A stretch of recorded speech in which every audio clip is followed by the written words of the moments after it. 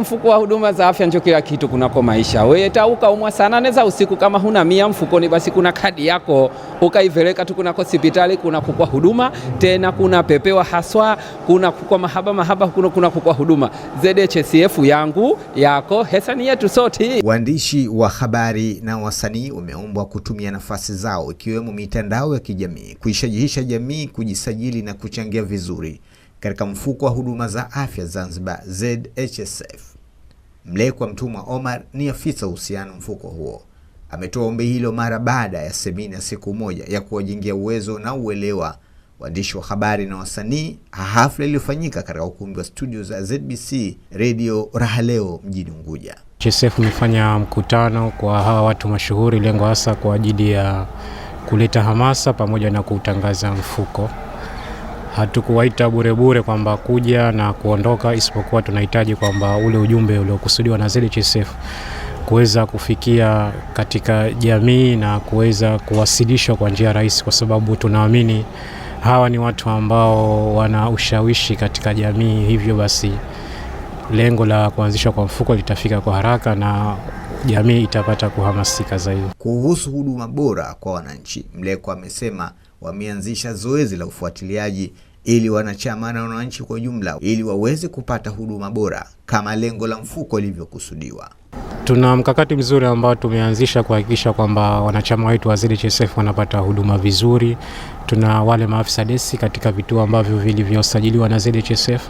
Kwa hiyo na sisi tumekuwa watendaji mzuri kuwafuatilia, hata ikibidi kuwasiliana na wanachama ambao wameenda kupata huduma na kuweza kuhakikisha kwamba kweli wamepata huduma ili kuweza kujiridhisha na kufikia lengo la kuwa wanachama wa ZHSF. Upande wao washiriki wa mafunzo hayo wameahidi kuyafanyia kazi, wakiamini kufanya hivyo ni kulisaidia taifa. Vyombo vya habari na sisi content creator na wasanii wote ni uzuri kushirikiana kwa pamoja kupushi mfuko, aidha kwa malipo without malipo, tukae kizalendo zaidi. Wale ambao wanajulikana katika mitandao, hususan hawa creator, wanatakiwa wajikite kwenye mambo yenye umuhimu.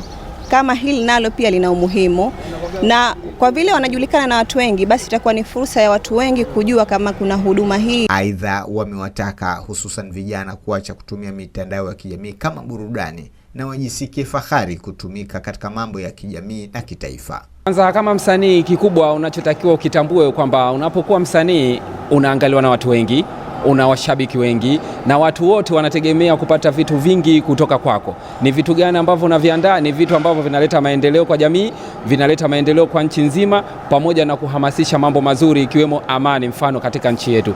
Kwa hiyo na unapokuwa msanii unatakiwa utoe vitu ambavyo vitakuwa ni elimu nzuri kwa washabiki pamoja na jamii. Mfano ni kama haya mambo ya bima ambayo tumekuja leo kupata elimu, na ndio maana tumeonekana wasanii tukiletwa hapa tutafikisha ujumbe huu vizuri kwa jamii, na jamii itapata kuelewa nini mfuko wa huduma za afya, nini ZHSF, na ndio maana tukaletwa wasanii ili kuja kuyachukua yale material ambayo tutayopewa na kuyafikisha katika jamii kwa kutumia mitandao yetu ya kijamii, akaunti zetu ambazo zina wafuasi chungu nzima wanazifuatilia.